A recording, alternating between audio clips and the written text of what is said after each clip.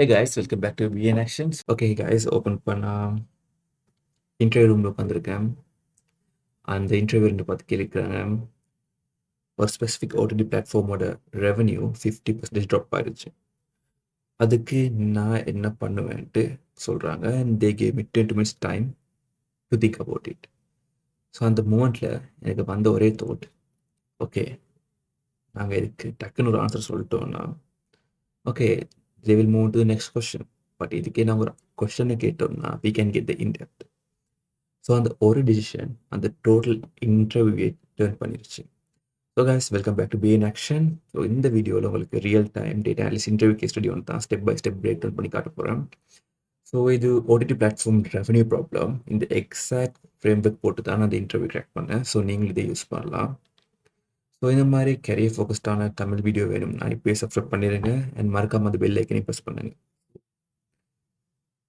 Let's dive into the problem. ஒரு OTT platform, for example நீங்கள் அதை நெட்ஃப்ளிக்ஸ் ஒரு டிஸ்னி ப்ளஸ் ஹாட்ஸ்டார் இதனால் வச்சுக்கலாம். அவங்களோட மந்த்லி ரெவன்யூ லாஸ்ட் குவார்ட்டரில் 50% ட்ராப் ஆயிடுச்சு. ஸோ ஃபார் எக்ஸாம்பிள் இப்படி ஒரு சுச்சுவேஷன் வந்துச்சுன்னா, இவ்வளோ காலம் பர்ஃபார்ம் பண்ண ஒரு கம்பெனி சடன் ட்ராப்னா அஃப்கோர்ஸ் எல்லாருமே ஒரு பேனிக் ஆவாங்க. ஸோ அதை எப்படி நாங்கள் ஒரு டேட்டா அனலிஸ்ட் பெர்ஸ்பெக்டிவ்ல வந்து ஃபிக்ஸ் பண்ணுறது தான் நாங்கள் பார்க்க போகிறோம். மோஸ்ட்லி இந்த மாதிரி கொஷனை யார்கிட்ட கேட்டாலுமே they will come with sudden answer, ஒரு இமீடியட் ஆன்சர் சொல்லுவாங்க. ஃபார் எக்ஸாம்பிள் இன்னும் கூட கண்டென்ட் ஆட் பண்ணலாம், ப்ரைஸை ரெடியூஸ் பண்ணலாம், மார்க்கெட்டிங் இன்க்ரீஸ் பண்ணலாம், ஆட் பண்ணலாம். ஸோ இது ஜஸ்ட் அன் ஒப்பீனியன், யார் வேணால் சொல்லலாம். அதுக்கு நீங்கள் டேட்டா அனலிஸ்டாக இருக்கணும்னு அவசியமே இல்லை. ஸோ இது ஒரு ரியல் டேட்டா அனலிஸ்ட் ஃபஸ்ட்டாக என்ன கேட்பாங்கன்னா கொஷின்ஸ். அந்த ப்ராப்ளமை டீகம்போஸ் பண்ணுவாங்க, அவங்ககிட்ட என்னென்ன டேட்டாஸ் இருக்குது. And from all these 3 steps அவங்க வந்து ஒரு ஹைப்போதீசிஸ் பில்ட் பண்ணுவாங்க. ஃபார் எக்ஸாம்பிள் இப்போ நான் டாக்டர் கிட்ட போகிறோம், நமக்கு ஒரு இஷ்யூ இருக்குது. அந்த டாக்டர் நம்ம பார்க்காமலே உங்களுக்கு ஃபீவர், இந்த டேப்லெட் எடுத்துகிட்டு போய் குடிச்சிங்கன்னா ஓகே, நாம் என்ன நினைப்போம், எங்ககிட்ட எதுவுமே கேட்கல, நாங்கள் எப்படி ஃபீல் பண்ணுற கூட தெரிஞ்சுக்கல, ஜஸ்ட் இந்த டேப்லெட்டை கொடுத்துட்டு இந்த இஷ்யூஸ் எல்லாம் சொல்கிறாரு. ஸோ சேம் மைண்ட் செட், அந்த சேம் லாஜிக். ரெவன்யூ ட்ராப் ஆச்சுன்னா நாங்கள் ஏன் சொல்யூஷன் சொல்கிறோம், அது கெஸிங். ஃபார் எக்ஸாம்பிள் இன்டர்வியூஸ் அதை பார்த்து தான் செக் பண்ணுறாங்க. ஃபார் எக்ஸாம்பிள் நாங்கள் ஜஸ்ட் சொல்யூஷன் கெஸ் பண்ணுறோம், அதுக்கான ரூட் கோஸ் அனலைஸ் பண்ணுறதில்ல. ஸோ கெஸ் பண்ணுறதுக்கு யாராக வேணால் முடியும், பட் அந்த ரூட் கோஸை அனலைஸ் பண்ணி அதுக்கான எக்ஸாக்ட் சொல்யூஷன் கொண்டு வரது ஒரு ரியல் டேட்டா அனலிஸ்டால் மட்டும்தான் முடியும். ஃபார் எக்ஸாம்பிள் எதுக்குமே ரைட் ஃப்ரேம் ஒர்க் இல்லை, பட் ஒரு ப்ராப்ளம் வந்து டீகம்போஸ் பண்ணும்போது அதுக்கான ரூட் கோஸ் அனலிஸ் நாங்கள் ஈஸியாக ஃபவுண்ட் பண்ணிடலாம். ஃபார் எக்ஸாம்பிள் கொஷின் கேட்குறது, there are multiple different ways. For example நீங்கள் வந்து 5 ways யூஸ் பண்ணலாம். அதாவது ஒரு பிரச்சனைக்கு ரிப்பிட்டேட்டிவாக வைன்னு 5 times கேட்கும்போது நீங்கள் அந்த ப்ராப்ளமுக்கான சொல்யூஷனை கண்டுபிடிச்சிடலாம். ஸோ இந்த 5 waysக்கான எனக்கு சொல்லிக் கொடுத்த frame work they give me example. ஒரு பேங்க்கில் ஃபார் எக்ஸாம்பிள் ஒரு ஹாட் பிளேஸ் லைக் இது சென்னை ஒரு சம்வேர், ஒரு பேங்க்கில் என் எம்ப்ளாயி டைவே பண்ணியிருக்காருன்ட்டு. ஸோ அதுக்கு அந்த எம்ப்ளாய்டு நாங்கள் மறுபடியும் 5 ways கேட்கும்போது எங்கேயோ ஜப்பானில் அந்த எம்ப்ளாயி குளிருக்காக அந்த டையை வேர் பண்ணுறதுக்காக சென்னையில் இந்த எம்ப்ளாயி இந்த டையை வேர் பண்ணுறாரு. அதுதான் அதுக்கான ரூட் கோஸ் அனாலிசிஸாக வந்து செஞ்சிச்சு. ஸோ இந்த மாதிரி இன்ட்ரெஸ்டிங்கான ஃப்ரேம் ஒர்க்ஸ் எக்ஸிஸ்டிங்காக இருக்குது. ஸோ இது வந்து just a decomposition model. So for example first question கேட்குறோம், ரெவன்யூ என்னது. இப்போ ஃபார் எக்ஸாம்பிள் ரெவன்யூ ட்ராப் ஆயிடுச்சு, ஓகே, பட் அது என்ன ரெவன்யூ, சப்ஸ்கிரிப்ஷன் ரெவன்யூவா இல்லாட்டி ஆட் ரெவன்யூவா, ரெண்டுமா? இதே இம்போர்ட்னா ரெண்டுக்குமே ப்ராப்ளம் வேறு வேறு அண்ட் சொல்யூஷனும் பேஸாக வேறு வேறு தான் இருக்கும். The second question is the churn timeline. For example, இந்த விட்டு போன அவளுக்கு கஸ்டமர்ஸுமே லாஸ்ட் 30 daysல நடந்ததா, 60 days இல்லைன்னா ஃபர்ஸ்ட் வீக்லேயே நடந்ததா? பிகாஸ் இதே ஃபர்ஸ்ட் வீக்கில் நடந்துச்சுன்னா it's kind of a trial, அதாவது அந்த ஃபனலில் வந்து ட்ரையல் பீரியட்ல இருந்து எக்ஸிட் ஆனாங்க, which mean the onboarding problem. இதே 30 days இருந்துட்டு அந்த பிளாட்ஃபார்ம் விட்டு வெளில போயிருந்தாங்கன்னா ஆப்வியஸாக அந்த கண்டென்ட்டில் வந்து பெருசாக சாட்டிஸ்ஃபேக்ஷன் இல்லாமல் இருக்கலாம். இதே 60 days இருந்தால் ஆப்வியஸ்லி இது ப்ரைஸிங் கம்படிஷன் ப்ராப்ளமாக இருக்கலாம். ஸோ மூணுமே வேறு வேறு solutions. Third question, demographic targeting இருக்கா? ஃபார் எக்ஸாம்பிள் இந்த ரெவன்யூ ஸ்பெசிஃபிக்காக ஒரு ரீஜனில் மட்டும் நடந்திருக்கா? ஃபார் எக்ஸாம்பிள் நான் கொரியா எடுத்துக்கொண்டேன்னா கொரியாவில் மட்டும்தான் இந்த ஸ்பெசிஃபிக் ட்ராப் ஆகியிருக்கு. ஸோ அதுக்குமே டிஃப்ரெண்ட் ரீசன்ஸ் இருக்கலாம். ஃபார் எக்ஸாம்பிள் ஒரு கொரியன் சீரீஸ் முடிஞ்சிருக்கலாம், ஒரு இன்னொரு இடத்துல இன்னொரு பிளாட்ஃபார்ம் புதுசா வேற ஒரு சீரிஸ விட்டுருக்கலாம். So age, geography and language preference இது எதுவுமே இல்ல ஏதாச்சும் ஒண்ணு டார்கெட்டா இருக்கலாம். ஸோ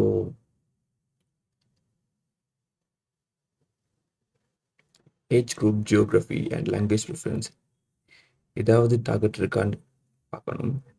ஏன்னா 18 to 24 ஏஜ் குரூப்புக்கு வேற கண்டென்ட் ஸ்ட்ராட்டஜி அண்ட் 30+ ஆடியன்ஸுக்கு வேற ஸ்ட்ராட்டஜி நம்ம யூஸ் பண்ணலாம். ஸோ ஒவ்வொரு ரீஜனல் கண்டென்ட்டுக்குமே இந்த ரிட்டர்ன் ஆஃப் இன்வெஸ்ட்மெண்ட் டிஃப்ரெண்ட்டாக இருக்கும். And the fourth question, content performance data இருக்கா? ஸோ ஏதாவது ஷோஸ் ஓ மூவிஸ் அந்த டெமோகிராஃபி நல்லா ரன் ஆகுதுன்னா அதுக்கான கம்ப்ளீஷன் டேட்டா ரேட் இருக்கா? For example high completion data இருந்துச்சுன்னா அந்த கண்டென்ட் வந்து ரொம்ப ஸ்ட்ராங்காக இருக்குன்னு அர்த்தம். இதே லோ கம்ப்ளீஷன் டேட்டா இருந்தால் இந்த பர்டிகுலர் ஷோ வந்து புவர் ரெக்கமெண்டேஷன் ஒரு தப்பான ஜேர்னலில் இருக்கலாம். And the fifth question, any external factors, அதாவது அதே டைமில் புதுசாக ஏதாச்சும் கம்ப்யூட்டர் லான்ச் ஆனாங்களா, ஆர் எல்ஸ் ப்ரைஸ் ஹைக் பண்ணாங்களா, இல்லைனா புது ஏதாச்சும் அப்டேட் இந்த பர்டிகுலர் ஆப்போ வெப்சைட்டில் அப்டேட் விட்டாங்களா? ஸோ இந்த பீரியடில் ஏதாச்சும் அப்படி ஒன்று நடந்திருக்கா? ஏன்னா ரெவன்யூ ட்ராப் வந்து இன்டர்னல் ரீசன் இருக்குன்னு அவசியம் இல்லை, அது எக்ஸ்டர்னலாகவும் இருக்கலாம். கண்டென்ட் இல்லாமல் நாங்கள் ஒன்லி கண்டென்ட்டில் நாங்கள் ஃபோக்கஸ் பண்ணாலும் எங்கள் அனலிஸ் வந்து தப்பாயிடலாம். So we have to look into broad spectrum, அதாவது இன்டர்னல் அண்ட் எக்ஸ்டர்னல். ஸோ இதெல்லாம் கேட்கும்போது தே வில், அதாவது உங்களை இன்டர்வியூ பண்ணுறாங்க feel like you are actual analyst, not a someone opinion சொல்கிற ஒரு ஆளை பார்க்காம they will look like you analyst.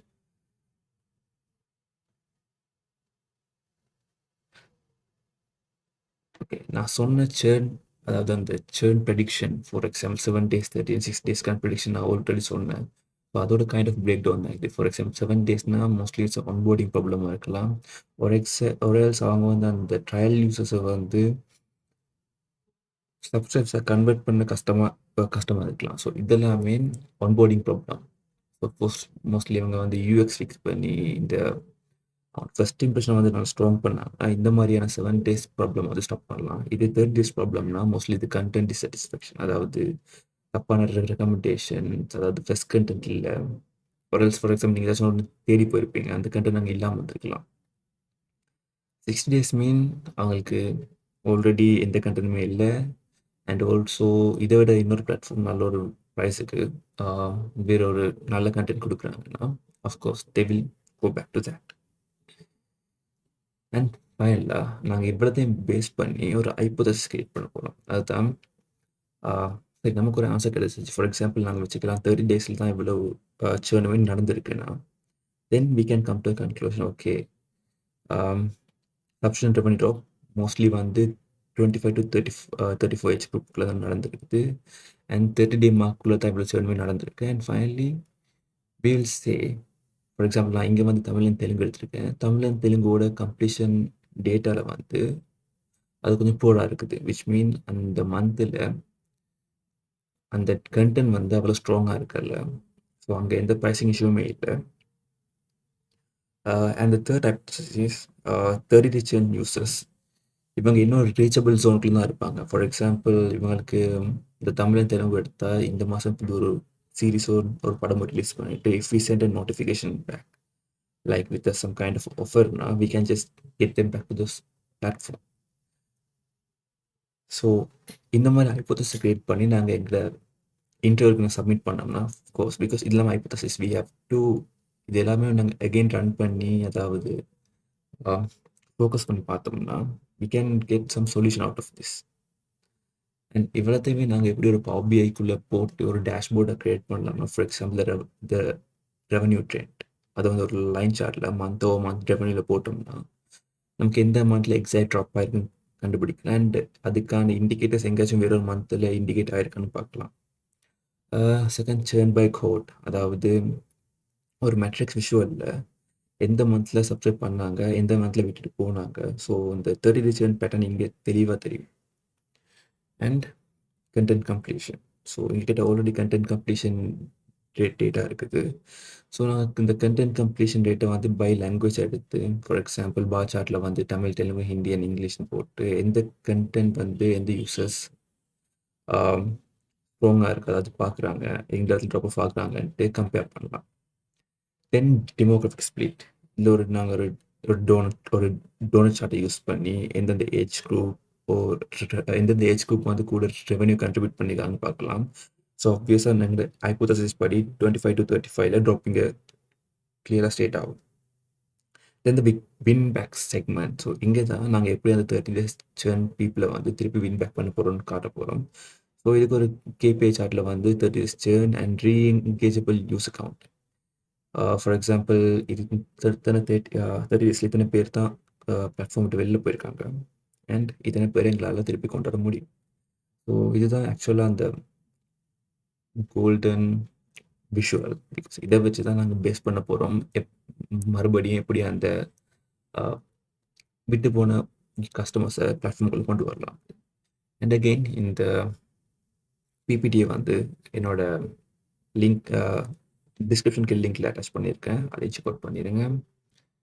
And ஃபைனலாக இங்கேருந்து நாங்கள் என்ன கீ டேக்அப்ஸ் எடுத்துகிட்டு போகலான்னா, ஃபர்ஸ்ட் ஆஃப் ஆல் ஒரு இன்டர்வியூவில் ஸ்பெசிஃபிக்கலி டேட்டா அனலிஸ்ட் ரோல் இன்டர்வியூவில் உங்களுக்கு ஃபர்ஸ்ட் கேள்வி கேட்கும்போது ஒரு இந்த மாதிரி கேஸ் ஸ்டடியோ ஒரு பர்டிகுலர் ரியல் லைஃப் இன்சிடென்ட்ஸ் வச்சு கேட்கும்போது don't directly answer the question. அதுக்கு எப்பயுமே ஒரு கொஷனை கேட்டு அதுலேருந்து ஒரு ஸ்ட்ரக்சர்ட் அப்ரோச் ஃபாலோ பண்ணிங்கன்னா of course you can clearly state நீங்கள் ஒரு அனலிஸ்ட் மைண்ட் செட்டில் இருக்கீங்கன்ட்டு. ரெண்டாவது, நீங்கள் பிஸ்னஸ் கண்டெக்ஸ் இல்லாமல் அனலிஸ்ட் பண்ணால் அது ஒரு தப்பான கன்க்ளூஷனில் போய் முடிஞ்சிடும். அதனால நீங்கள் எப்பயுமே ஒரு கொஷின் கேட்கும்போது உங்களுக்கு அந்த பிஸ்னஸில் ஆக்சுவல் கண்டெக்ஸ் வந்து தெரிய வரும். ஸோ அந்த கண்டெக்ஸை வச்சுக்கொண்டு நீங்கள் கிளியராக ஸ்டேட் பண்ணலாம், இந்த சொல்யூஷன் நாங்கள் அப்ரோச் பண்ணோம்னா இந்த ப்ராப்ளம்க்கான இந்த ப்ராப்ளமை ஈஸியாக வந்து குறைச்சிடலான்ட்டு. அண்ட் தேர்ட், இது எல்லாத்தையுமே நாங்கள் ஒரு விஷுவலைசேஷன் டூலில் போடும்போது அஃப்கோர்ஸ் மோஸ்ட் ஆஃப் கம்பெனிஸ் எக்ஸலில் கேட்பாங்க, they don't even use. But எங்களுக்கு ஒரு ஹெல்ப்ஃபுல்லாக இருக்கும். பிகாஸ் நாங்கள் டேட்டாவை பார்க்கும்போது ஒரு எக்ஸலில் நம்பர்ஸாக பார்க்கும்போதும் ஒரு விஷுவலில் போட்டு ஒரு ட்ரெண்டாக பார்க்கும்போதும் ரெண்டுக்குமே சிக்னிஃபிகண்ட் டிஃப்ரெண்ட் இருக்குது. நாங்கள் ஈஸியாக ஒரு பேட்டர்னை வந்து ரெக்கக்னைஸ் பண்ணிடலாம். So of course if you tell the interviewer நீங்கள் இந்த மாதிரி சார்ட்லாம் யூஸ் பண்ணிடலாம், விஷுவலைஸ் பண்ணிங்கன்னா அவங்களுக்கு இன்னொரு ஐடியா வரும். Okay, you're not only sound analyst but also sounds like a kind of a BI person மாதிரி. நீங்கள் இந்த மாதிரி இன்டெலிஜென்ஸ் டூலை யூஸ் பண்ணி அதை எப்படி ஒரு நான் அனலிஸ்ட் பர்சனுக்கு இன்டர்பிரிட் பண்ணலான்னு ஒரு ஐடியா அவங்களுக்கு வரும். ஸோ ஸோ இந்த வீடியோட எண்ட் தான். And of course it's a very long gap. So இந்த கேப்பில் உங்களுக்கு ஏதாச்சும் doubt or any future contents recommendation இருந்துச்சுன்னா மறக்காமல் கமெண்ட்டில் மென்ஷன் பண்ணுங்கள். நெக்ஸ்ட் வீடியோவில் இன்னொரு இன்ட்ரெஸ்டிங் டாபிக்கில் வரேன். See you guys. Bye.